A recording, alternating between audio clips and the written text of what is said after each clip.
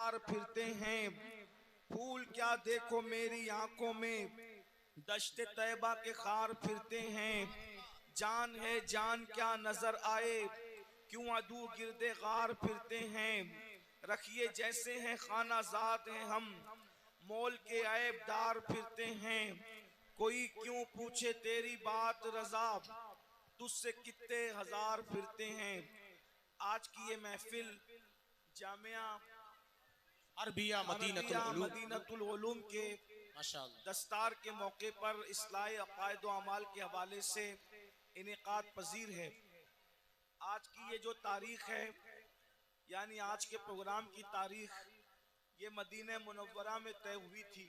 ماشاءاللہ۔ ہمارے بھائی جناب محمد ریاض صاحب جو آپ ہی کے علاقے کے ہیں، انہوں نے مجھ سے مدینہ منورہ کی عظمت اور بزرگی کو سامنے رکھ کر کہا تھا کہ آپ کو اس پروگرام میں شریک ہونا ہے۔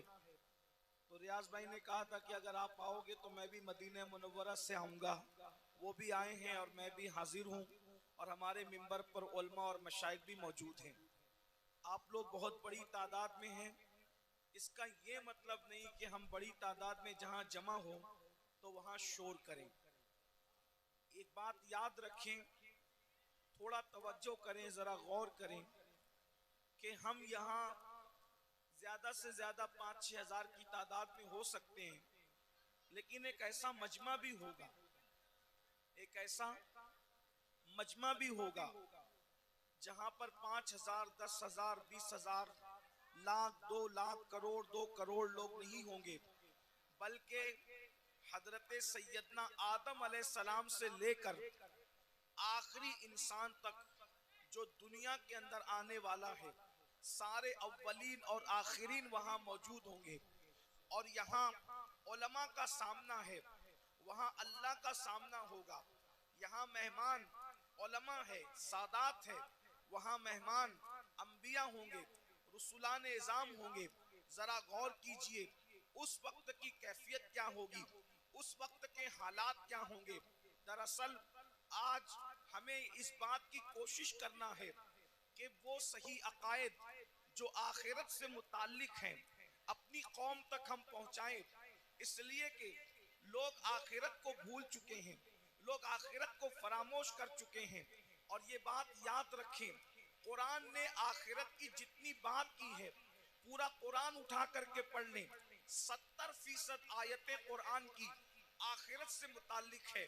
میں نے قرآن مقدس کی جس آیہ کریمہ کی سورہ نبا سے تلاوت کی ہے، اس میں اللہ تبارک و تعالیٰ نے قبر سے اٹھنے کا ذکر کیا ہے۔ انسان قبر سے اٹھے گا، کس طریقے سے اٹھے گا؟ قبر سے اٹھنے والا ایک ہی شکل پر نہیں اٹھے گا۔ قبر کے اندر تو سب کو انسان کی شکل میں داخل کیا جائے گا، لیکن قبر سے اٹھتے وقت ہر انسان جو ہے اصل شکل پہ نہیں اٹھے گا، انسانی شکل میں نہیں اٹھے گا۔ کون کی شکل میں اٹھے گا؟ اب ذرا سنیے احادیث مصطفیٰ اور ذرا غور کیجئے۔ قرآن کہتا ہے یوم ینفخ فی الصور فتأتون افواجا، اور اس دن جب سور پھونکا جائے گا تو لوگ فوجوں فوج اپنی قبروں سے نکلیں گے، یعنی اللہ کی بارگاہ میں حاضر ہوں گے۔ تو جب انسان اپنی قبر سے باہر نکلے گا تو قبر سے باہر نکلنے کی کیفیت کیا ہے؟ صحابہ کرام نے پوچھا یا رسول اللہ صلی اللہ تعالی علیہ وسلم، یہ بتائیں کہ جب انسان اپنی قبر سے باہر نکلے گا تو اس کی کیفیت کیا ہوگی، اس کی حالت کیا ہوگی، کس پوزیشن میں وہ نکلے گا؟ اللہ اکبر! دفن کرتے وقت تو انسان کافور کی خوشبو میں بسایا ہوا ہوگا، دفن کرتے وقت تو انسان کو کفن پہنایا ہوا ہوگا، دفن کرتے وقت تو انسان کی کیفیت یہ ہوگی عطر اور سرمے کے اندر وہ معطر بھی ہوگا اور اس کی آنکھوں پر سرمے کے اثرات بھی ہوں گے۔ لیکن اللہ اکبر، اٹھتے وقت انسان کی کیفیت کیا ہوگی؟ اب ذرا غور سے سماعت کریں۔ اللہ اکبر! میرے آقا مصطفیٰ کریم رؤوف الرحیم صلی اللہ علیہ وآلہ وسلم اپنے صحابہ سے ارشاد فرماتے फरमाते हैं, ऐ मेरे सहाबा, कुछ लोग क़यामत के दिन जब अपनी कब्र से उठेंगे तो उनकी आंखें नहीं होगी, वो अंधी आंखें लेकर के उठेंगे, आंखों में बीनाई नहीं होगी, वो आंखों में रोशनी नहीं होगी। जरा तसव्वुर तो करें, जो दुनिया में अंधा होगा वो आखिरत में अंधा हो जरूरी नहीं है, जो दुनिया में बीमार होगा वो आखिरत में बीमार हो जरूरी नहीं है। अल्लाह अकबर। इसलिए कि दुनिया की बीमारी की कोई हैसियत नहीं है, अल्लाह अल्लाह। लेकिन मेरे और आपके आका मुस्तफा करीम रऊफुर रहीम सल्लल्लाहु अलैहि वसल्लम इरशाद फरमाते हैं, कुछ लोग अपनी कब्र से अंधे उठेंगे, यानी उनकी आंखें नहीं होगी। अब मुझे बताएं, जब उनकी आंखें नहीं होगी तो वो अल्लाह का दीदार कैसे करेंगे, वो रसूलुल्लाह का दीदार कैसे करेंगे, वो औलिया अल्लाह का दीदार कैसे करेंगे? सहाबे किराम बेचैन हो गए और सहाबे किराम ने अर्ज किया, या रसूल अल्लाह सल्लल्लाहु तआला अलैहि व आलिहि वसल्लम, जो लोग बगैर आंखों के अपनी कब्रों से क़यामत के दिन अंधे उठेंगे, अंधे उठने की वजह क्या होगी? तो मेरे आका इरशाद फरमाते हैं, दुनिया के अंदर नसीहत करने वाले जब उनको नसीहत करते होंगे तो वो नसीहत को नहीं मानते होंगे।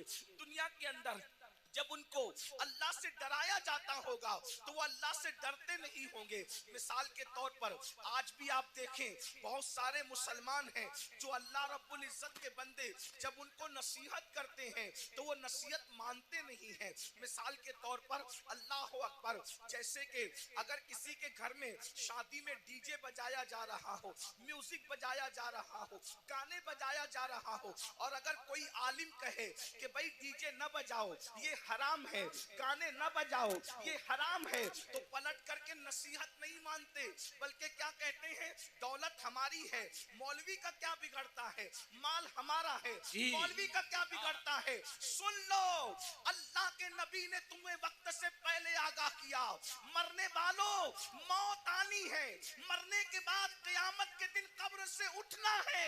अगर तुम नसीहत नहीं मानते और दौलत के नशे में, गुरूर और घमंड के अंदर डूब करके खुदा की नसीहत को पीठ के पीछे डालते हो तो क़यामत के दिन अंधे उठने के लिए तैयार हो जाओ। सुन लो, दौलत के गुरूर और घमंड में खुदा की नसीहतों को फरामोश करने वालों, यहाँ किसी की आंखें अंधी होगी, कोई रास्ता पकड़ करके चला देगा, यहाँ किसी की आंखें अंधी होगी, कोई सहारा दे करके पार लगा देगा, यहाँ किसी की आंखें अंधी होगी, कोई ना कोई मदद के लिए आ जाएगा।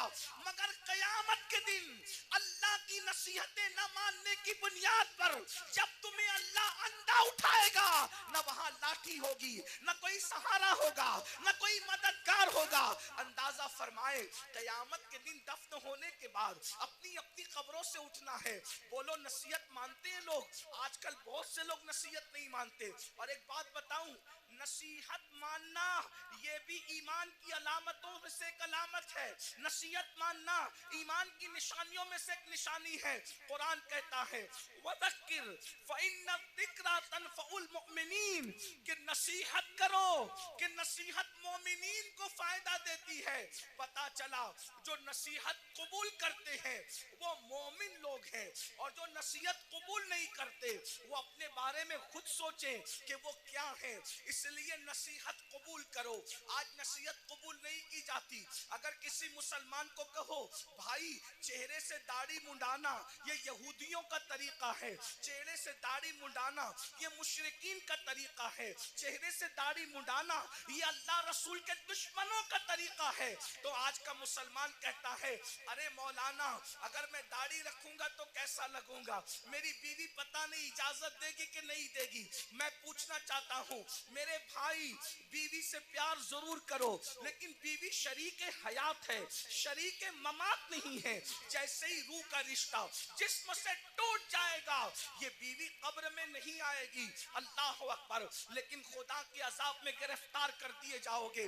तो पहली चीज, अल्लाह के सच्चे रसूल सादिक व मसदूक मुस्तफा करीम रऊफुर रहीम सल्लल्लाहु अलैहि वसल्लम फरमाते हैं, जो नसीहत नहीं मानते, जो हक को कबूल नहीं करते, वो क़यामत قیامت کے دن اندھے اٹھائے جائیں گے.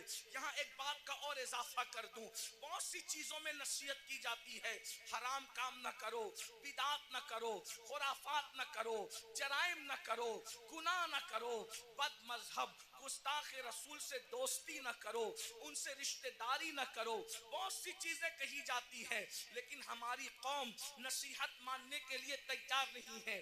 پھر میرے آقا مصطفیٰ جان رحمت صلی اللہ علیہ وآلہ وسلم ارشاد فرماتے ہیں, دوسرا گروہ جب قبر سے نکلے گا تو ان کی کیفیت کیا ہوگی. آقا ارشاد فرماتے ہیں, جب دوسرا گروپ, چونکہ قرآن کہتا ہے فَتَأْتُونَ أَفْوَاجًا, فوج نکلیں گے لوگ, یعنی قبروں سے گروہ در گروہ نکلیں گے. تو پہلے گروپ کا ذکر آپ نے سن لیا, اب دوسرے گروپ کا ذکر سنیں. جو دوسرا گروپ قبروں سے نکلے گا ان کی کیفیت کیا ہوگی. دوسرے گروپ کی کیفیت یہ ہوگی, میرے اور تمہارے آقا سچے رسول صادق و مصدوق مصطفیٰ جان رحمت صلی اللہ علیہ وآلہ وسلم فرماتے ہیں, لوگ قبروں سے نکلیں گے تو ایسے نکلیں گے جیسے ان پر کسی نے جادو کر دیا ہو. حالانکہ اس دن کون کس پہ جادو کرے گا. جیسے جادو جس پہ کیا جاتا ہے تو اس کا چہرہ کیسے بے رونق ہوتا ہے, سونا سونا ہوتا ہے, اس کے چہرے پر جو ہے حساسیت نہیں ہوتی, اس کا چہرہ جو ہے اللہ اکبر خوبصورت نہیں لگتا. بلکہ صرف سمجھانے کے لیے کہہ رہا ہوں, چہرہ منحوس سا لگتا ہے, ڈراؤنا سا لگتا ہے. آقا فرماتے ہیں کچھ لوگ اپنی قبروں سے اٹھیں گے, مفہوم کے طور پہ عرض کر رہا ہوں, تو ایسا لگے گا کہ جیسے ان پہ کسی نے جادو کیا, حالانکہ کسی نے جادو نہیں کیا ہوگا. ایسا لگے گا جیسے اس کو کسی آسیب نے چھو لیا, لیکن اس کو آسیب نے نہیں چھوا ہوگا. اللہ اکبر. آقا ارشاد فرماتے ہیں ان کے پیٹ مٹکوں کی طرح بڑے بڑے ہوں گے, کچھ کے پیٹ کمروں کی طرح بڑے بڑے ہوں گے. کچھ لوگوں کا حال یہ ہوگا, وہ اٹھ کر کھڑے رہنے کی کوشش کریں گے تو گر جائیں گے. اللہ اکبر. ان کے پیر چھوٹے ہوں گے, ان کے ہاتھ چھوٹے ہوں گے, اور ان کے پیٹ مٹکوں کی طرح اور کمروں کی طرح بڑے بڑے ہوں گے. وہ چلنا چاہیں گے تو گر جائیں گے. اللہ اکبر. صحابہ کرام نے عرض کیا, یا رسول اللہ صلی اللہ علیہ وآلہ وسلم, وہ کون لوگ ہوں گے جن کی حالت یہ ہوگی, ایسا لگے گا کہ وہ نشے میں ہے,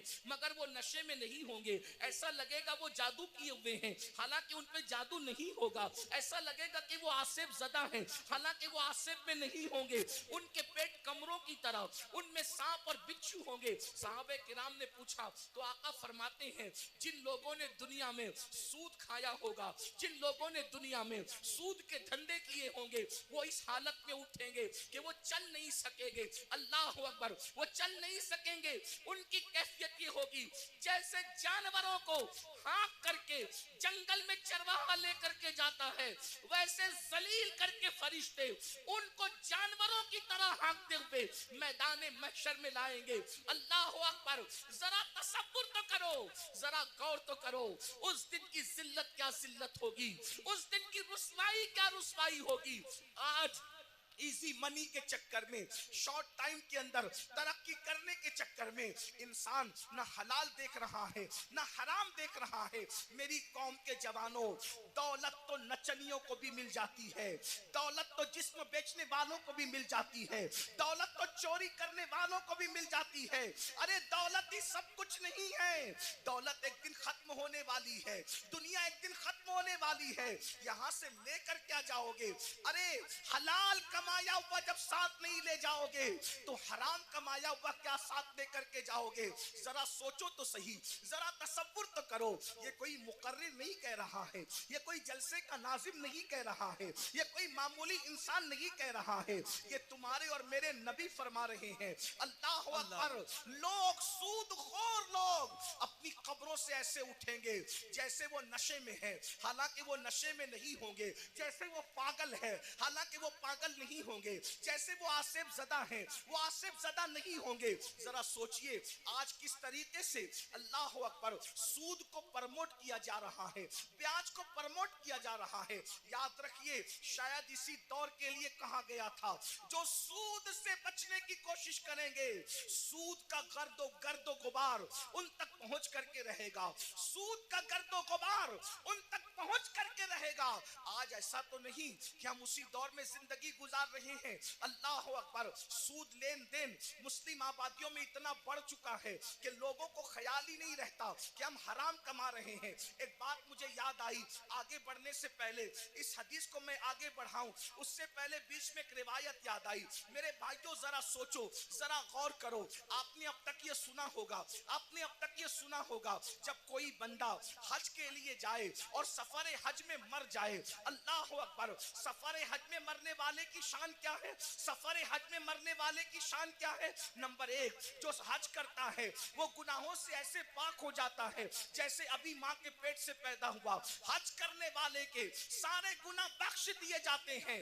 حتیٰ کہ حاجی کی شان یہ ہے کہ حاجی 700 ایسے لوگوں کی بخشش کروائے گا جن پر جہنم واجب ہو چکا ہوگا. حاجی کی شان یہ ہے. اللہ اکبر. لیکن کوئی حاجی بنے تو صحیح, حاجی سب کہلاتے ہیں, حاجی ہے کتنے؟ جو واقعی حاجی ہوگا وہ 700 لوگوں کی بخشش کرائے گا. حاجی کا ٹائٹل پانا آسان ہے, حاجی بن جانا آسان نہیں ہے. اللہ اکبر. سنو سنو, غور سے سنو, اللہ کے بندو توجہ سے سنو. اللہ اکبر. حج کرنے والے کی مغفرت ہو جاتی ہے, حج کرنے والے کی بخشش ہو جاتی ہے. حج کرنے والا 700 لوگوں کی شفاعت کرے گا, وہ شفیع بنے گا, اس کی شفاعت قبول کی جائے گی. اللہ اکبر. اور اگر کوئی خوش نصیب سفر حج میں مر جائے, سفر حج میں مر جائے, تو جب تک دنیا قائم رہے گی, جب تک چاند سورج نکلتے رہیں گے, جب تک عرفات کے میدان میں حج ہوتا رہے گا, جو سفر حج میں مر گیا قیامت تک ہر سال اللہ اس کو حج کرنے کا ثواب عطا فرمائے گا. ایک روایت میں آیا ہے اس کا ہم شکل ایک فرشتہ پیدا کیا جائے گا جو قیامت تک اس کے لیے حج کرتا رہے گا. بولو سفر حج میں مرنے کی فضیلت کیا ہے؟ مگر اب سنیے, دل کے کانوں سے سنیے, ذرا غور سے سنیے. اللہ اکبر.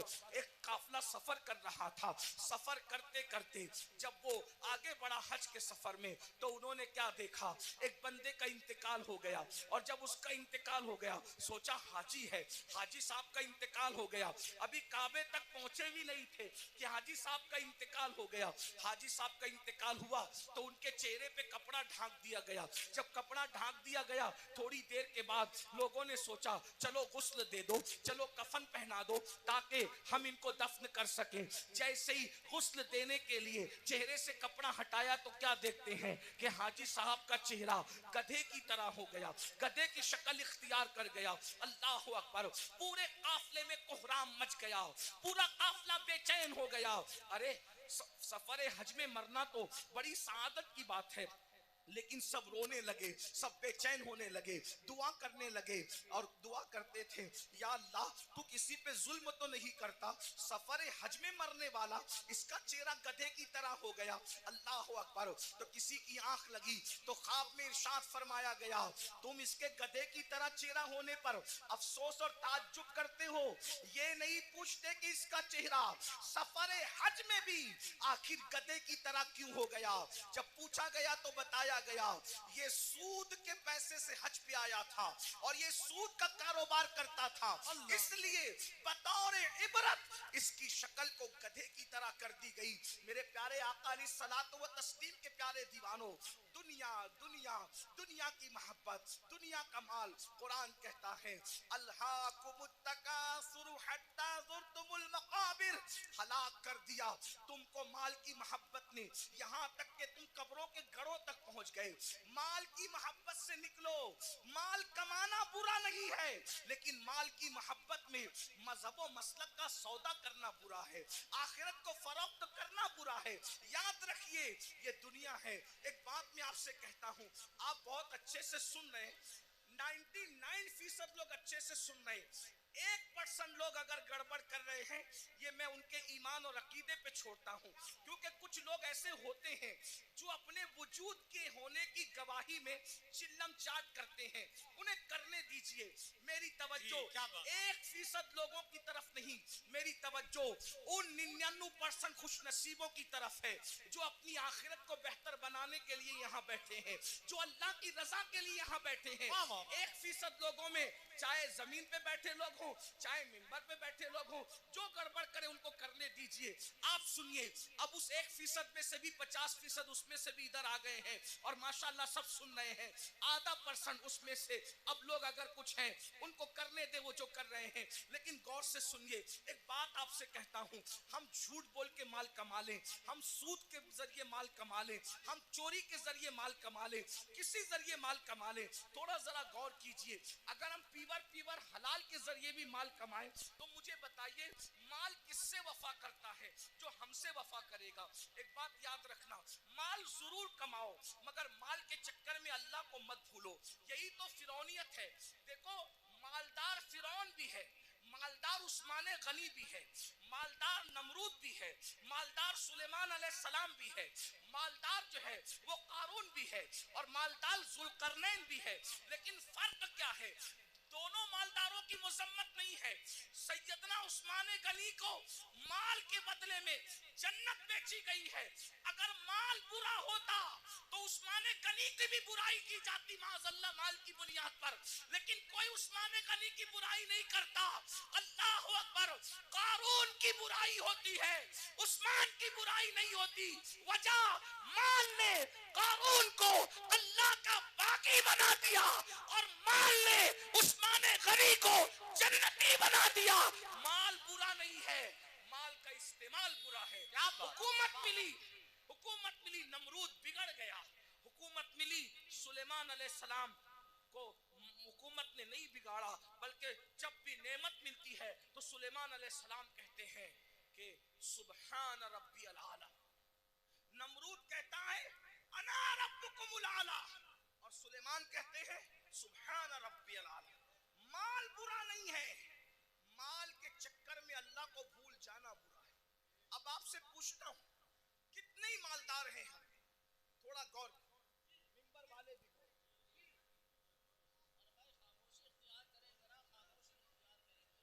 माल सबको अल्लाह ने दिया, आपको भी दिया, और जिनको नहीं मिला मैं दुआ करता हूं अल्लाह उन सबको अता करे। आमीन आमीन। लेकिन सुनो, माल आपने कमा लिया, बहुत माल मिल गया। माल मिलने के बाद आपको अल्लाह न करे, 1000 बार न करे, डॉक्टर ने कह दिया कि ये सीरियस है। कितने भी बीमार हैं आप, अल्लाह न करे, अल्लाह आपको कभी बीमार न करे, सबको सेहत दे, लेकिन एक ग्राउंड रियलिटी होती है ना कि बीमार तो आदमी ने पड़ना ही है। बड़े से बड़ा आलिम हो, खतीब हो, सैयद साहब हो, पीर साहब हो, डॉक्टर साहब हो, इंजीनियर साहब हो, बीमार तो पड़ना ही है।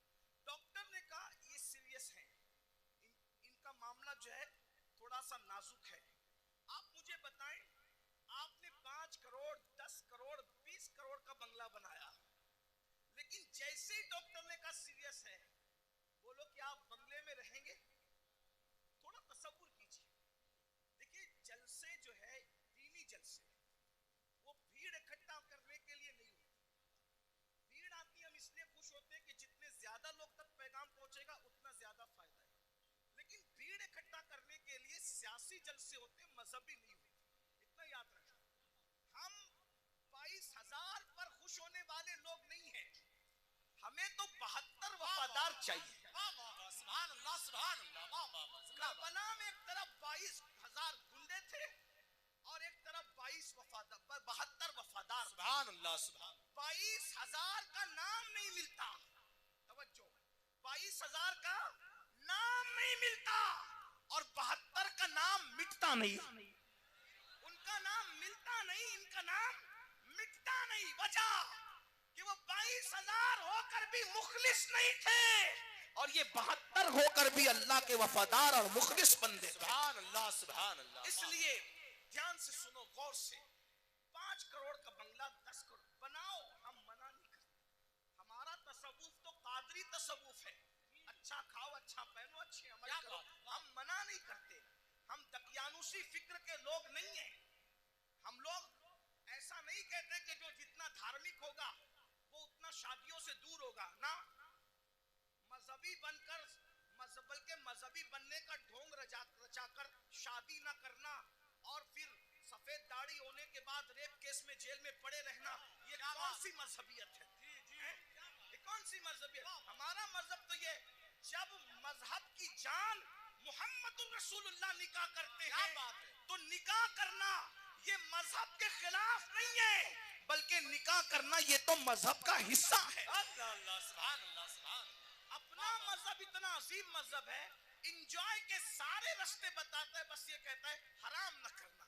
جیسے توجہ کریں، دوسرے لوگوں کا حال، دوسروں سے مراد کوئی ٹارگٹ پہ نہیں ہے، لیکن آپ ڈھونڈے گوگل پہ وہ دوسرے کون ہیں، تھوڑا آپ بھی اپنی ذمہ داری نبھائیں.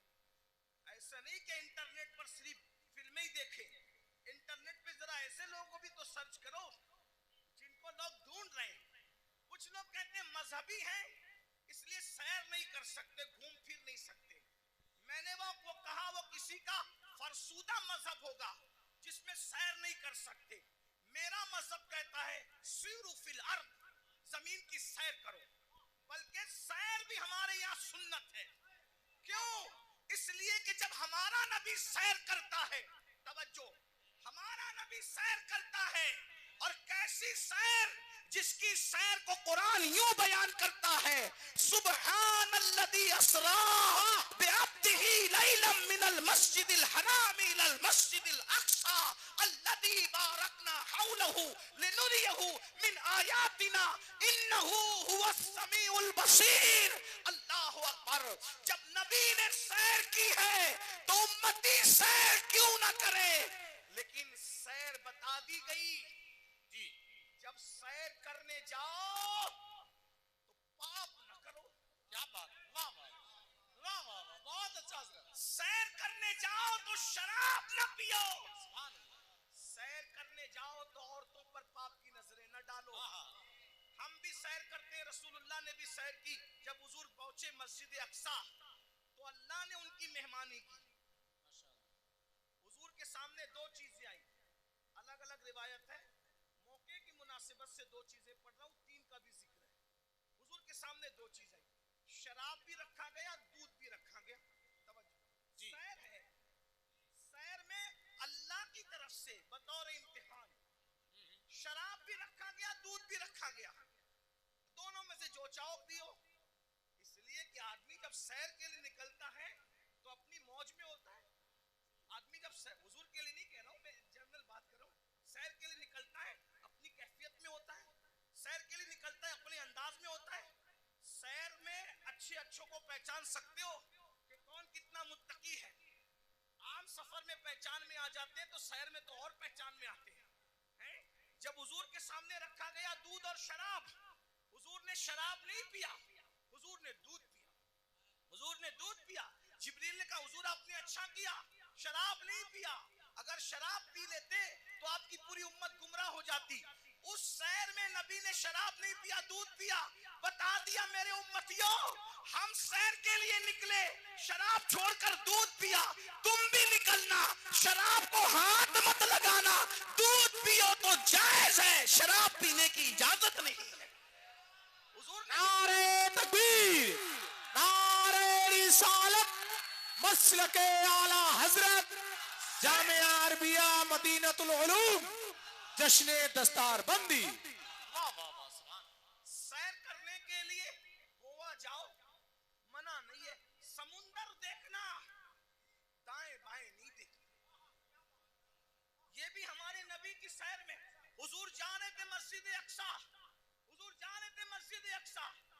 ایک نے کہا میری طرف دیکھیں. میں بطور مفہوم پیش کر رہا ہوں، علماء جان رہے میں کہاں سے پڑھ رہا ہوں. میری طرف دیکھیں، حضور نے نہیں دیکھا. دوسرے نے کہا میری طرف دیکھیں، حضور نے نہیں دیکھا. تیسرے نے کہا میری طرف دیکھیں، نہیں دیکھا. حضور سیر تو کر رہے ہیں مگر ساتھ وہ نگاہ جس کے بارے میں میرے امام کہتے ہیں نیچی آنکھوں کی شرم و حیا پہ درود, اونچی بینی کی رفت پہ لاکھوں سلام. اللہ اکبر. تعلیم امت کے لیے سیر بھی ہو رہی ہے, نظر نہیں بھٹک رہی ہے, نظر اپنے مقصد پہ لگی ہوئی ہے. جب مسجد اقصی پہنچے اور جبریل نے کہا یا رسول اللہ آپ نے اچھا کیا, آپ نے اس بڈھی کو نہیں دیکھا, اس بڑھیا کو نہیں دیکھا. وہ بڑھیا جانتے جو بن سور کا سچ سور کے آئی تھی کون تھی؟ آپ نے نہیں دیکھا نا اس بڈھی کو. حضور نے میں نہیں دیکھا. اب وہ کون تھی؟ کون تھی وہ؟ دنیا تھی. دنیا دنیا بڈھی ہو گئی ہے, بن سور کر آئی ہے بڈھی, آپ نے نہیں دیکھا.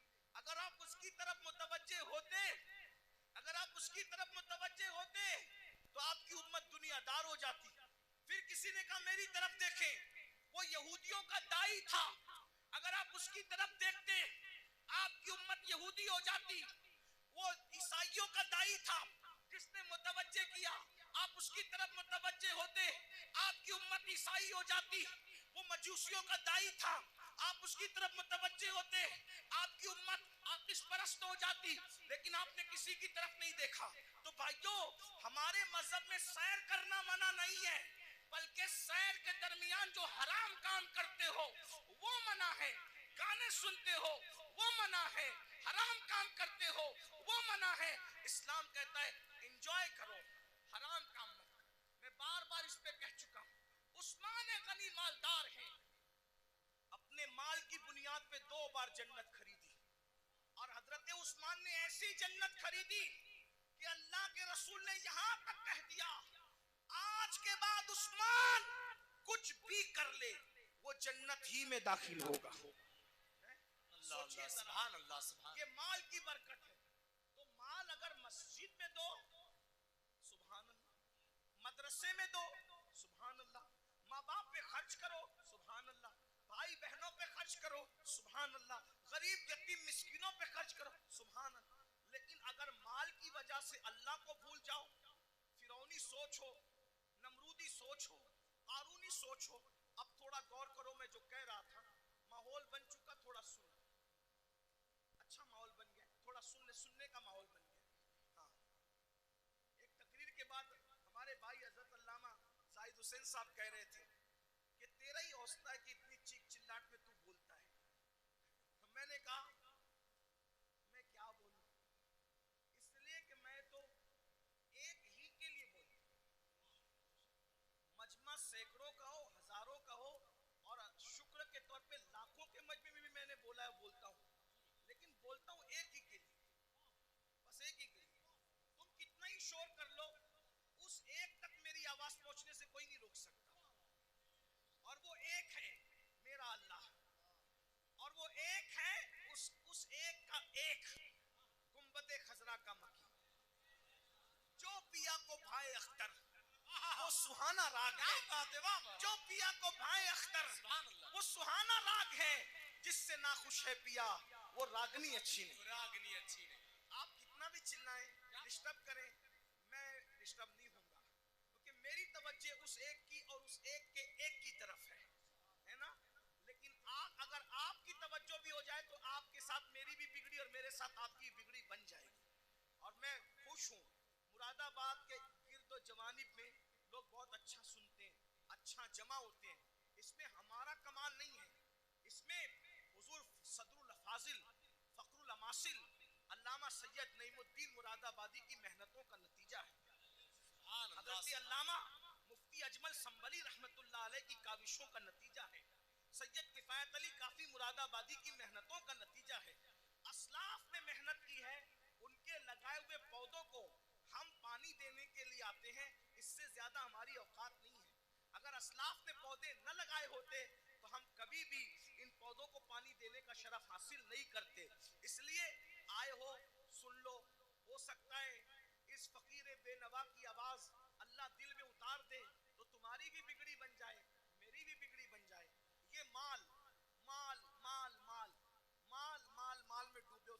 تصور کرو 5 کروڑ کا بنگلہ ہو, 10 کروڑ کا بنگلہ ہو, کتنا بھی قیمتی پلنگ ہو, ساگوان کا بنا ہو, اس کا بنا, اس کا بنا, ڈاکٹر کہتے ہیں آپ سیریس ہے, آپ کی جان کو خطرہ ہے, صحیح کہنا, وہ بنگلہ چھوڑ کر ہاسپٹل میں آتے ہو کہ نہیں؟ دیکھو یہ اللہ کی آزمائش, امتحان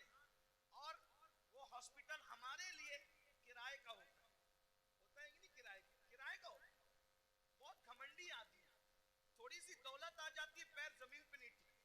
دولت دینے والے خدا کو بھول جاتا ہے. عزت ملتی ہے اللہ کو بھول جاتا ہے. عزت دینے والے خدا کو بھول جاتا ہے. بھائیو سوچو نظر میرے جوانوں سے خاص مخاطب ہوں. جوانوں سوچو تم قوم کا مستقبل ہو. تم ہی ہماری قوم کا سرمایہ ہو. دولت کے نشے میں فرعونی سوچ مت پیدا ہونے دو.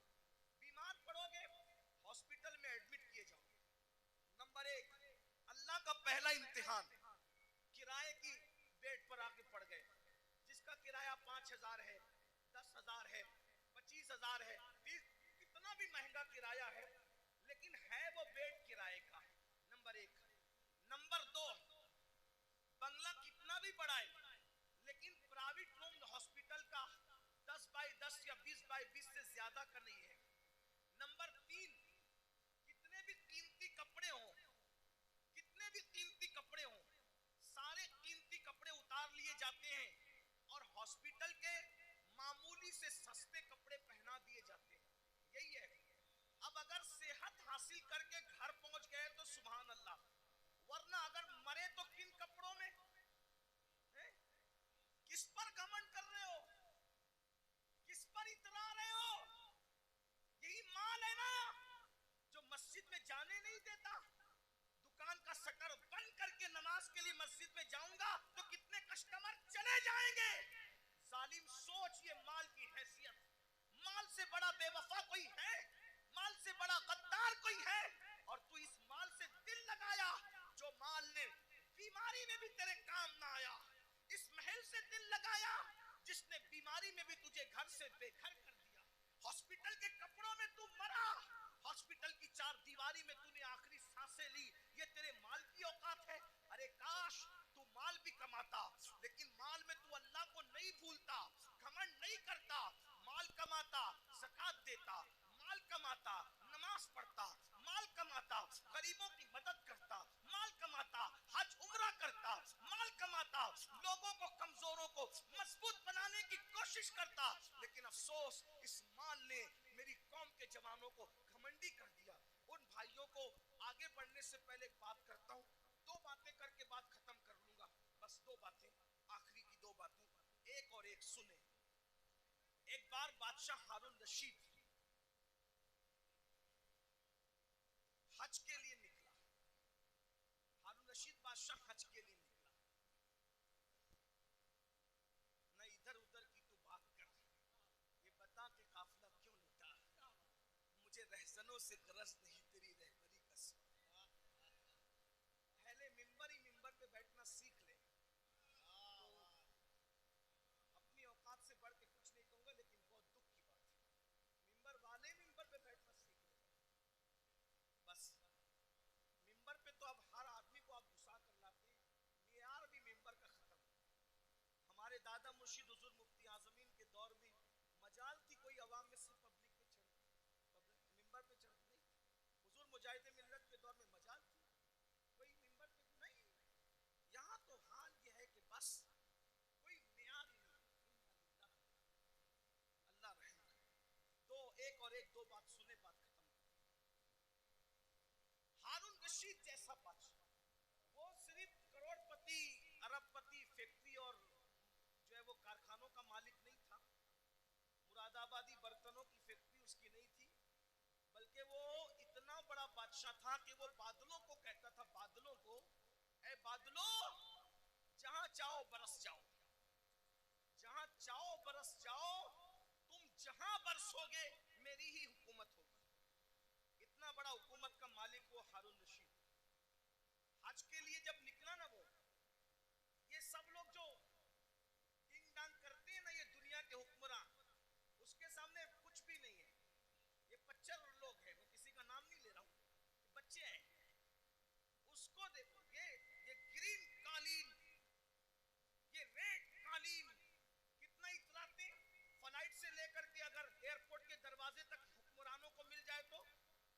ہارون رشید, غور کیجئے, تاریخ ہے, تاریخ کتنا مالدار ہوگا وہ بادشاہ کہ بغداد سے جب حج کو چلا ہے تو بغداد شریف سے لے کے مکہ شریف تک اس کے لیے قالین بچھایا گیا.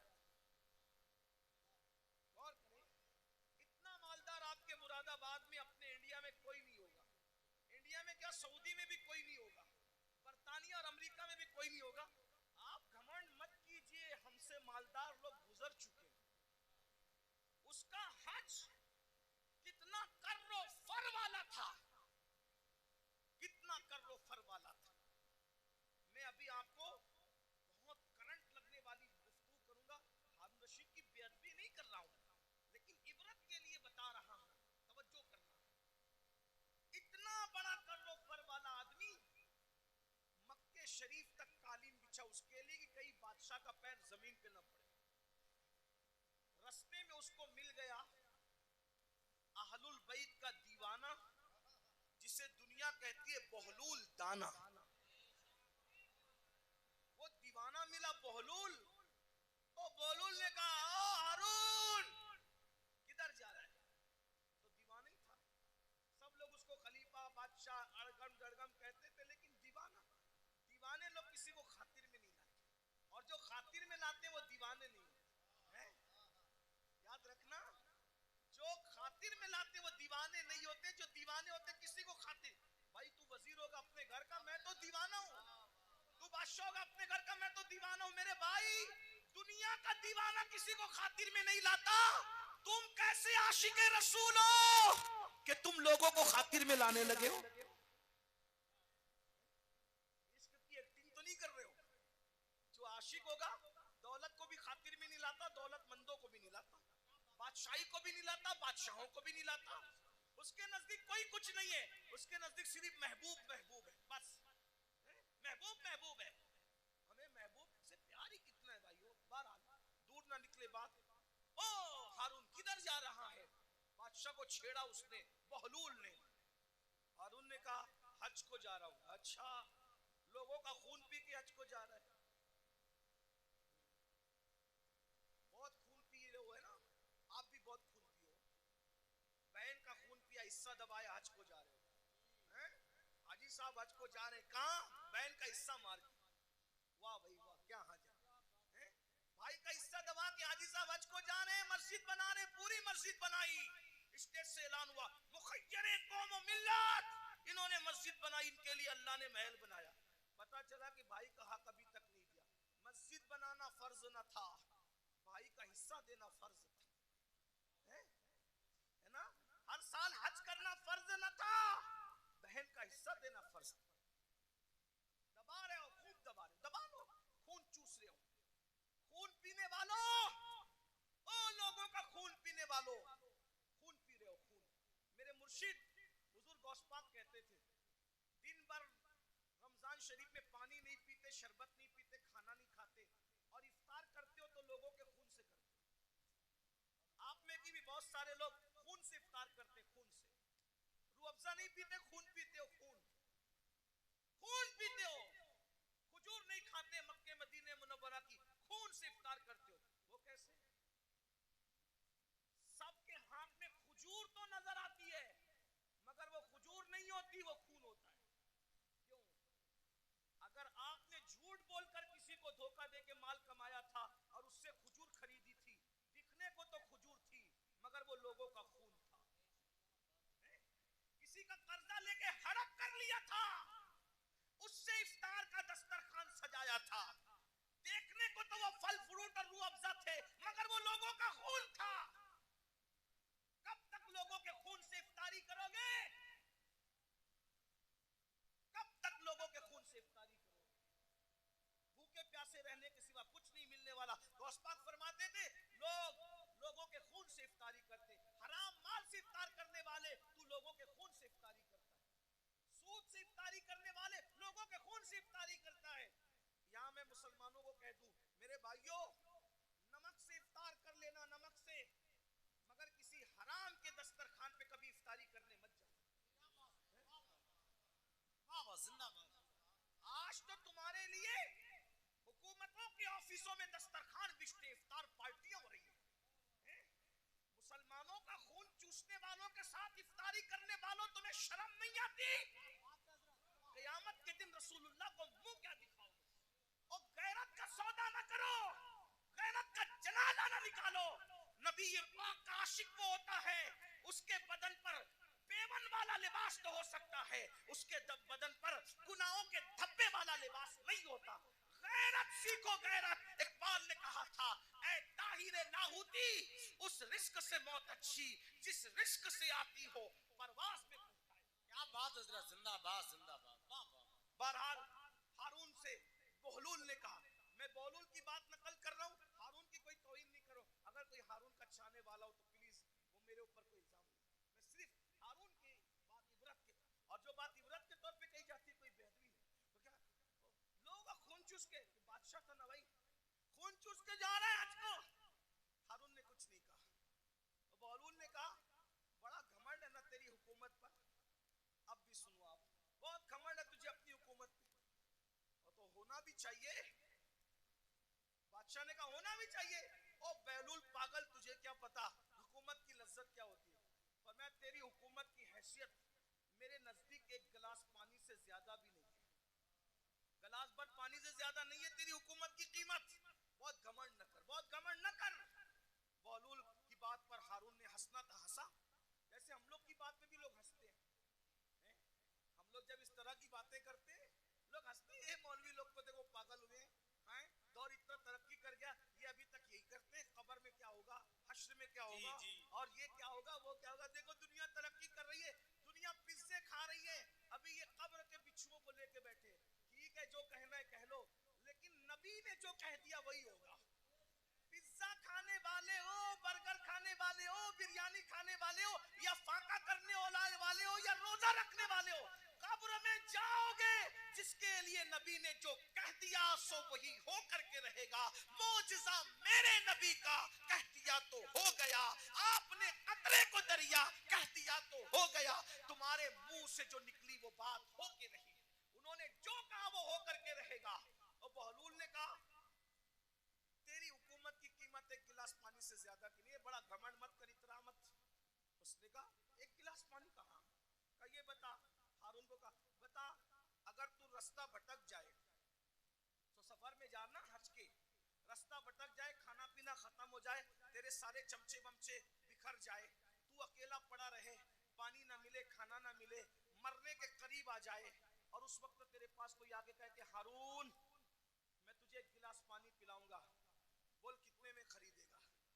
بول کتنے میں خریدے گا ایک گلاس پانی.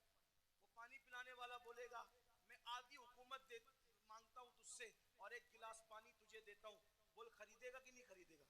ہارون نے کہا او پگلے بہلول، جان ہے تو جہان ہے، اگر مر گیا تو کہاں حکومت میں رہے گی اور کیا کہاں رہے گا.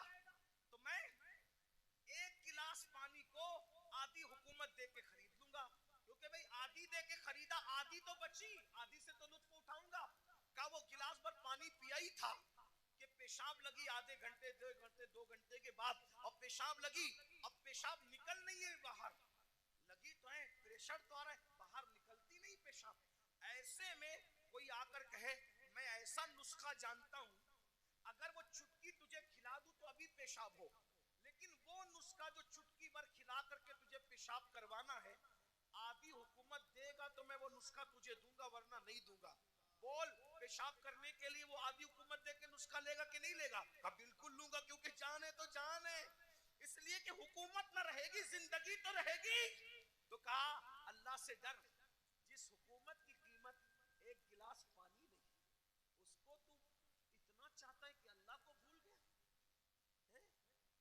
بتاؤ ہارون رشید کی قبر پر کتنے لوگ جاتے ہیں فاتحہ کرنے، کتنے لوگ ہارون رشید کے نام پہ نیاز کرتے ہیں، ہارون رشید کے نام پہ کتنے لوگ جلسہ کرتے ہیں، کتنے لوگ جلوس کرتے ہیں. وہ ہے کتنے لوگ اس کی مریدی کا اعلان کرتے ہیں. بادشاہ تھا، بادشاہ اتنا بڑا بادشاہ کہ بادلوں کو کہتا تھا جہاں جاؤ گے جا کر کے برس جاؤ، میری حکومت ہوگی.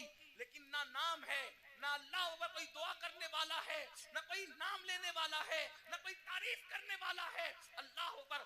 پھر کہہ رہا ہوں توہین کے طور پہ نہیں، عبرت کے طور پہ کہہ رہا ہوں، ہے کوئی اس کے نام کا جلسہ جلوس کرنے والا؟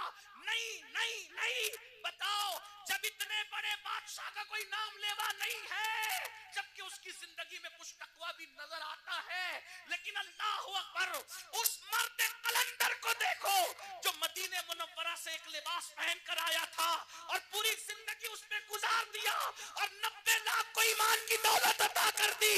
800 سال سے زیادہ کا عرصہ گزر رہا ہے, ہندوستان میں کوئی کونا ایسا نہیں ہے کہ روزانہ غریب نواز کو خراج عقیدت نہ پیش کیا جاتا. نعرہ تکبیر, نعرہ رسالت, فیضان خواجہ غریب نواز مسلک اعلی حضرت. ان کے نام کے ڈنکے نہ بجائے, یہ ہمارے لیے عبرت ہے.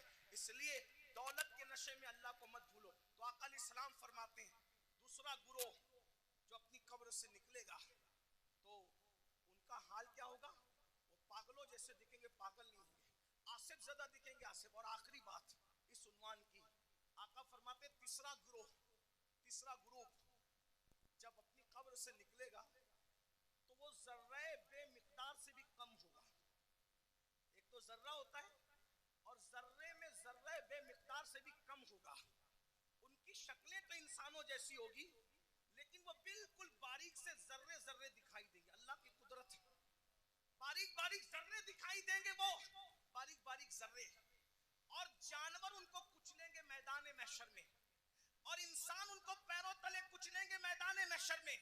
اور جب انسان اور جانور ان کو کچل لیں گے تو کچلنے کے بعد ان ذرہ بے مقدار کی شکل میں اٹھنے والے انسانوں کو پکڑ کر جو جہنم کے اندر قید خانہ ہوگا اس قید خانے میں لے جا کر کے قید کر دیا جائے گا.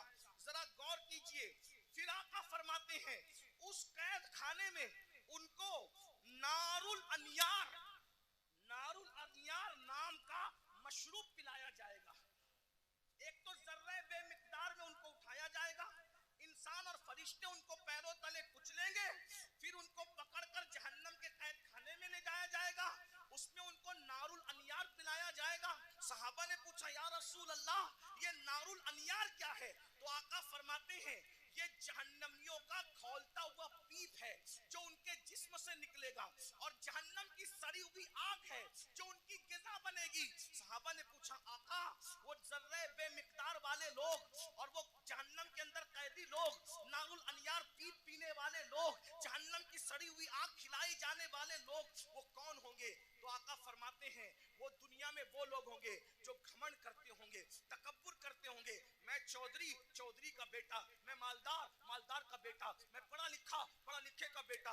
علم پر گھمنڈ کرنے والے, عمل پہ گھمنڈ کرنے والے, نسب پہ گھمنڈ کرنے والے, تقوی پہ گھمنڈ کرنے والے, کسی قسم کا گھمنڈی ہوگا قیامت کے دن اس کو ذرہ بے مقدار میں اٹھایا جائے گا. اے میری جوانوں آپ سے پوچھتا ہوں یہ گھمنڈ ہی تو ہے جو آپ کو علماء کے قریب نہیں ہونے دیتا, یہ تکبر ہی تو ہے جو لوگوں کو آج دین سے قریب نہیں ہونے دیتا. تھوڑی سی دولت آ گئی, غریب رشتہ داروں کو بھول گئے, گھمنڈ کر رہے ہیں. تھوڑی سی ڈگری آ گئی, دینداروں کو حقیر سمجھ رہے ہیں. ابھی دیکھو یہ بچے جو حافظ قرآن ہوئے کوئی عزت نہیں ہمارے سماج میں, عالموں کی اور حفاظ کی کوئی عزت نہیں, جبکہ ہم ان کو کیا کہتے ہیں؟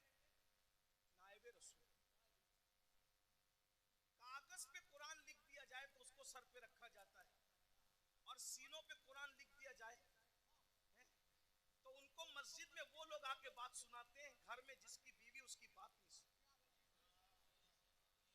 کاغذ کا لکھا ہوا قرآن سر پہ ہے, سینوں پہ لکھے ہوئے قرآن کی کیا قدر کریں بھائیو؟ قدر کرنا سیکھو. یہ جو بے قدری علماء کی کرتے ہو, بے قدری حفاظ کی کرتے ہو, دیندار طبقے, آپ لوگ نہیں کرتے, آپ لوگ تو بہت محبت کرتے ہیں, لیکن انٹرنیٹ کے ذریعے سے آواز وہاں تک پہنچتی ہے جو گھروں میں بیٹھے ہیں, جو ہمیں سننا نہیں چاہتے. انٹرنیٹ کے بہت سے نقصانات ہیں لیکن کچھ فائدے یہ بھی ہوئے کہ جو طبقہ ہم لوگ کی آواز سے نفرت کرتا تھا وہ بھی کہیں نہ کہیں چپکے سننے لگا, اور کہیں نہ کہیں برف پگھلنے لگی. ہاں یہ ہو رہا ہے فائدہ, کچھ نقصان بھی ہوا. ہاں اسی لیے آپ سے کہتا ہوں انٹرنیٹ کے سامنے بیٹھتے ہو تو بڑے وقار سے بیٹھا کرو. آپ کے بیٹھنے سے کسی کو ہدایت بھی مل سکتی ہے اور منبر پہ لڑنے سے کسی کا ایمان بھی جا سکتا ہے. اس کا خیال رکھنا, اس لیے کہ آپ کو اپنے بیگانے سب دیکھ.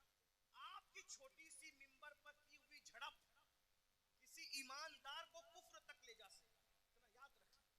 اس لیے ذرا ہوش سے منبر پہ کوئی لڑنے آئے تو اس سے ہاتھ جوڑ کے کہو میں ہار گیا تو جیت گیا, اس لیے کہ میں ہارا ہوا کہلاؤں گا چلے گا, لیکن میری وجہ سے کوئی میرے مسلک اور مذہب سے بیزار ہو کر کے کفر کی طرف جائے مجھے یہ گوارا نہیں. اس کا خیال رکھا جائے. بہت ہمیں خیال کرنا ہوگا کیونکہ ہمیں لوگ دیکھتی ہیں, دو آنکھیں دیکھتی ہے تو لوگ اتنا محتاط ہوتے ہیں, یہ ہزاروں آنکھیں دیکھتی ہیں. یہ انٹرنیٹ کی جو ہے وہ نحوست یا جو ہے وہ نفاست کچھ کم نہیں ہے. اس کی نحوست بھی بری ہے, اس کی نفاست بھی بڑی ہے, لیکن اتنا یاد رکھیں کہ دو آنکھیں نہیں دیکھتی انٹرنیٹ پہ بیٹھنے والوں کو, کروڑوں آنکھیں دیکھتی ہیں, اور آپ ان کا تصور نہیں کر سکتے کہ کون کون دیکھتا ہے. اس لیے منبر پر ہم خدا کے لیے 2 گھنٹے ہی صحیح اس طرح بیٹھیں کہ ہمارے بیٹھنے کو دیکھ کر لوگ مجبور ہو کے کہیں جب یہ اس طرح بیٹھتا ہے تو غریب نواز کیسے بیٹھتے ہیں, یہ اس طرح بیٹھتا ہے تو غوث اعظم کیسے بیٹھتے ہیں, یہ اس طرح بیٹھتا ہے تو امام اہل سنت کیسے بیٹھتے ہیں. یہ ہمارا انداز ہونا چاہیے. اللہ کرے ہمیں توفیق ملے. لیکن غرور اور گھمنڈ کا کیا کیا جائے. آج ہمارا جوان طبقہ, نئی نسل علماء کا مذاق اڑا رہی ہے, حفاظ کی عزت نہیں کر رہی ہے. میرے جوانوں, اگر دولت کے نشے میں گھمنڈ کیا, حسن کے نشے میں گھمنڈ کیا, کسی بھی قسم کا تکبر کیا, تو اللہ کے رسول فرما رہے قبر سے ذرہ بے مقدار کی شکل میں اٹھو گے, بے مقدار, اور پورا میدان محشر تمہیں پیروں تلے کچلے گا, جہنم کی قید میں ڈالے جاؤ گے, نار الانیار جہنم کا پیپ کھولتا ہوا پلایا جائے گا, جہنم کی سڑی ہوئی آگ کھلائی جائے گی. اس لیے خدا کے لیے گھمنڈ چھوڑ دو, تکبر چھوڑ دو, اور سوچو میں انسان ہوں, میں انسان ہوں اور صرف انسان, میں انسان ہوں اور صرف انسان ہوں. اور انسان کیا ہے؟ من نطفہ. انسان کو اللہ نے ناپاک قطرے سے پیدا کیا, انسان کو اللہ نے سڑی ہوئی مٹی سے پیدا کیا. میرے بھائی, سڑی ہوئی مٹی اور ناپاک قطرے سے تو پیدا ہوا ہے. اگر عبادت کر کے تو اللہ کو منا لے تو تو فرشتوں سے بہتر ہے, اور اگر تو اللہ کو راضی نہ کر سکا تو پھر معاذ اللہ تو جانوروں سے بھی بدتر ہے. جو آخری بات کہنے کے لیے کہا تھا وہ آخری بات یہ ہے, امام غزالی کا کے استاد تھے, امام غزالی کے استاد, غزالی جیسی ہستی جس نے 500 سے زائد اس دور میں کتاب لکھی, آج سے 900 سال پہلے, اور ان کی کتابیں آج بھی دنیا میں موجود ہیں. تو امام غزالی کے استاد تھے, ان کے سامنے ایک نوجوان چھوکرا لڑکا اکڑ کے چل رہا تھا. قرآن کہتا ہے وَلَا تَمْشِي فِي الْأَرْضِ مَرْحًا, زمین پہ اکڑ کے مت چلو, اکڑ کے مت چلو. آج کل کے لڑکے بائک پہ بیٹھتے ہیں, تھوڑا جم ویم کر کے بازو بنا لیے ہیں, تو وہ بازوؤں پر پھول پتیاں پتہ نہیں کیا کیا بنا لیتے ہیں. یہ حرام ہے, حرام. اللہ کے رسول علیہ السلام نے فرمایا گوندنے والوں پر اور گندوانے والوں پر دونوں پر اللہ کی لعنت. یہ گوندنے گندانے کا سلسلہ پہلے اسلام کے دشمن لوگ کرتے تھے, ہمارا کام نہیں ہے. گوندنا گندوانا ہمارا کام نہیں. ہمارے بازوؤں پر نشان نہیں ہوتے, ہمارے چہروں پر سجدوں کے نشان ہوتے ہیں, وہ بھی کالے نشان نہیں, انوار کے نشان ہوتے ہیں, چمک ہوتی ہے. سیماہم فی وجوہہم من اثر السجود, چہرے چمکتے ہیں. جم کرو, مضبوط بنو, طاقتور بنو. میں تو کہتا ہوں ہمارا مذہب طاقتور لوگوں کا مذہب, ہمارے کمزور لوگ ہیں ہی نہیں. ہمارا اللہ بھی طاقت والا, لا حول ولا قوت الا باللہ. ہمارا اللہ طاقت والا, ہمارے رسول طاقت والے. ایک شخص نے مجھ سے ٹرین میں کہا کہ میرے فلاں نے ہمالیہ اٹھایا. میں نے کہا اچھی بات ہے, لیکن میں متاثر نہیں. کیوں؟ میں نے کہا میرے نبی نے صرف ہمالیہ نہیں پوری کائنات کا بار اٹھا رکھا ہے, اور میرے امام کہتے ہیں جس کو بارے دو عالم کی پرواہ نہیں, ایسے بازو کی قوت پہ لاکھوں سلام. اندازہ کر ان کی انگلی کے اشارے کا, جبل ابو قبیس پہ کھڑے ہو کر اشارہ کرتے ہیں تو چاند ٹکڑے ہو جاتا ہے. جس کے اشارے کی اتنی قوت ہے اس کی انگلی کی کتنی قوت ہوگی, انگلی کی اتنی قوت ہے تو پنجوں میں کتنی قوت ہوگی, اور جب پنجوں میں اتنی قوت ہے تو بازوؤں میں کتنی قوت ہوگی, اور جب بازو کی قوت یہ ہے تو سینے میں کتنی قوت ہوگی. ان کے سینے کی قوت کو قرآن بیان کرتا ہے لو انزلنا هذا القرآن على جبل لرأيتا خاشعا متصدعا من خشیت اللہ. جس پہاڑ نے قرآن کا بار نہ اٹھایا مصطفیٰ کے سینے نے قرآن کا بار اٹھا لیا. واہ واہ واہ سبحان اللہ سبحان اللہ. ہمارے یہاں تو سبھی طاقتور ہے. غوث پاک طاقتور، غریب نواز جم کرو طاقتور بنو، مگر کسی کی گردن دبانے کے لیے نہیں، رات رات بھر مسلح پہ کھڑے ہونے کے لیے، کسی پہ ظلم کرنے کے لیے نہیں، مظلوم کی مدد کرنے کے لیے، کسی کو ڈرانے کے لیے نہیں، ڈرانے والوں کو سمجھانے کے لیے طاقتور بنا.